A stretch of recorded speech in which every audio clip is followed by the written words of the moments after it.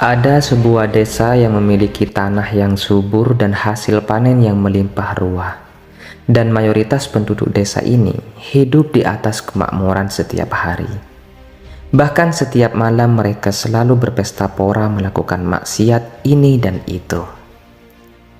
Berlangsung terus-menerus setiap hari dan setiap malam, kecuali malam di tanggal 17 April 1955. Tiba-tiba hal di luar nalar manusia terjadi di malam itu. Seluruh warga desa tewas diterjang puncak sebuah gunung dan kisah ini berasal dari Indonesia. Maka bagaimanakah kisahnya? Di video kali ini kita akan mengisahkan tentang kisah desa Lagetang yang lenyap dalam semalam. Assalamualaikum warahmatullahi wabarakatuh. Sahabat beriman yang dimuliakan Allah, semoga kita selalu dalam keadaan sehat walafiat. Amin ya rabbal alamin. Kisah kali ini kami rangkum dari beberapa sumber media, dan mohon maaf apabila ada kekeliruan yang terdapat dalam kisah kali ini.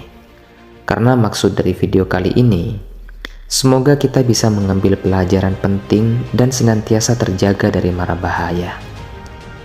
Kita akan coba menceritakan kisah ini secara sistematis agar teman-teman semuanya bisa mengerti dari urutan dari peristiwa kisah ini. Baiklah teman-teman, kita akan mulai ceritanya.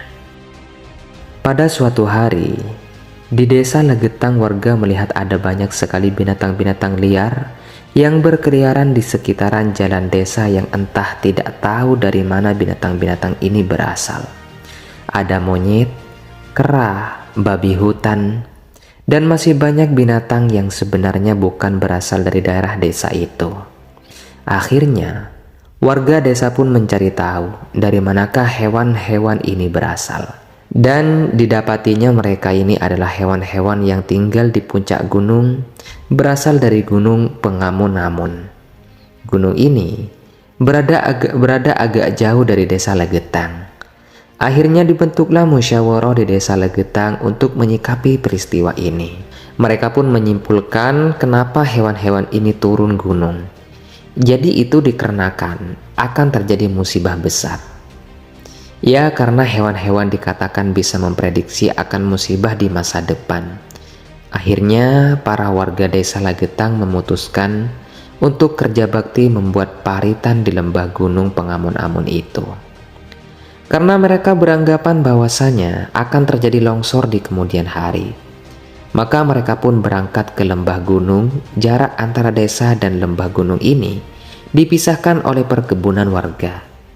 Jadi artinya, jarak antara gunung Pengamun-Amun dan desa Lagetang itu jauh, karena dipisahkan perkebunan dan lembah. Maka dibuatlah paritan itu dengan beramai-ramai oleh warga desa, dengan maksud antisipasi bencana alam. Sahabat beriman yang dimuliakan Allah, desa Lagetang terletak di dataran tinggi Dieng, Kecamatan Batur, Kabupaten Banjarnegara, Jawa Tengah. Desa ini punya potensi tanah yang subur dibandingkan dengan desa-desa lain yang ada di sekitarnya. Jadi umpama ada yang menanam semangka di desa lain, itu paling besar bisa seberat 6 kilo. Namun jika semangka itu ditanam di Lagetang, beratnya bisa mencapai 10-12 kilo. Luar biasa memang Allah Subhanahu wa Ta'ala beri keberkahan atas desa itu. Kita kembali lagi ke cerita setelah parit itu dibuat. Aktivitas di desa Lagetang berjalan seperti biasanya, dan perlu teman-teman ketahui, orang-orang di desa ini hidup di atas kemakmuran. Artinya, hanya sedikit saja orang miskin di desa ini. Ada banyak saudagar-saudagar kaya raya di sini. Mereka ini sering menghambur-hamburkan uangnya untuk hiburan. Jadi setiap malam mereka sering berjudi, terus ada juga di beberapa malam mereka menggelar kesenian lengger. Kesenian ini sering berujung pada tindakan asusila, dan ini hanya terjadi di desa itu. Jadi setiap malamnya mereka ini dikatakan sering melakukan maksiat, mulai dari judi, mabuk-mabukan, bahkan seks bebas. Dan bahkan kegiatan ini karena sudah rutin dilakukan orang-orang di desa itu, yang tidak ikut dalam kemaksiatan ini terkesan membiarkan saja, seolah-olah itu adalah hal yang wajar. Dan ada juga sumber yang mengatakan tingkat maksiat di desa ini sudah melampaui batas, bahkan ada anak yang bersetubuh dengan ibu kandungnya sendiri. Suara musik gamelan, suara orang-orang mengobrol, dan suara orang tertawa terbahak-bahak terdengar di setiap malamnya. Tiba-tiba di suatu malam tanggal 17 April 1955 terjadi hujan yang sangat lebat. Bahkan saking lebatnya, ketika itu orang-orang takut untuk keluar rumah. Petir menyambar-nyambar dan suara guntur yang mengerikan pecah di atas langit yang berawan gelap. Tiba-tiba suara seperti ledakan yang sangat kencang, yang suara ini terdengar hingga ke desa-desa di sekitaran desa Legetang. Namun orang-orang di sekitaran desa Legetang takut untuk mencari tahu ada apa di balik suara ledakan besar itu. Mereka tetap di dalam rumah hingga pagi menjelang.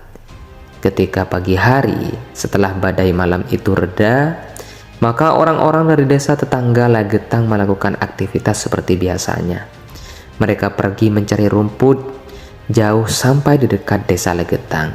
Dan betapa terkejutnya mereka ketika mengetahui bahwasanya desa Legetang sudah rata tertimbun tanah-tanah yang berasal dari puncak gunung pengamun-amun itu.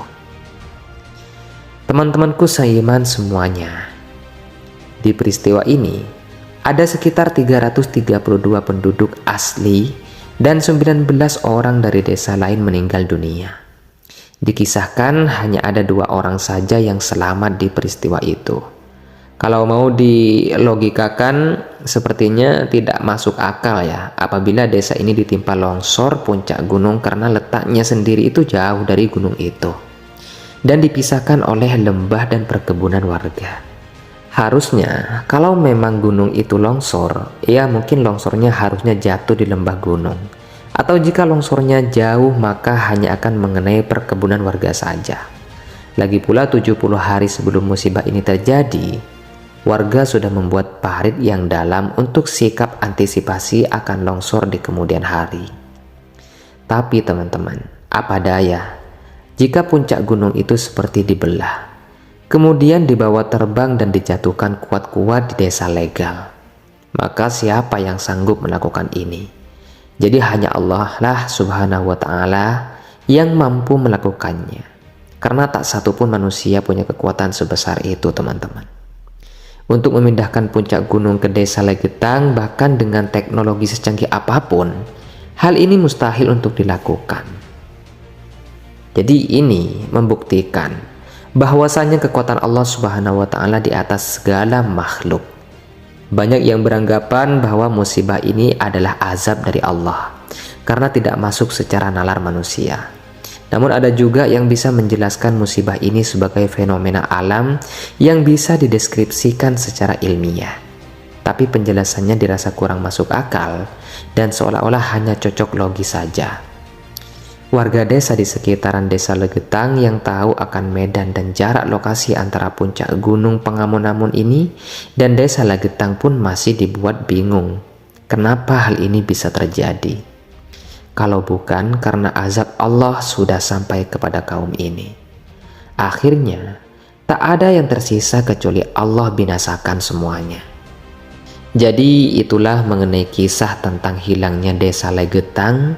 Semoga kisah ini bermanfaat untuk kita semua. Lebih dan kurangnya mohon dimaafkan. Yang benar datangnya dari Allah subhanahu wa ta'ala. Khilaf atau keliru itu datangnya dari saya pribadi sebagai manusia biasa. Saya akhiri, wassalamualaikum warahmatullahi wabarakatuh.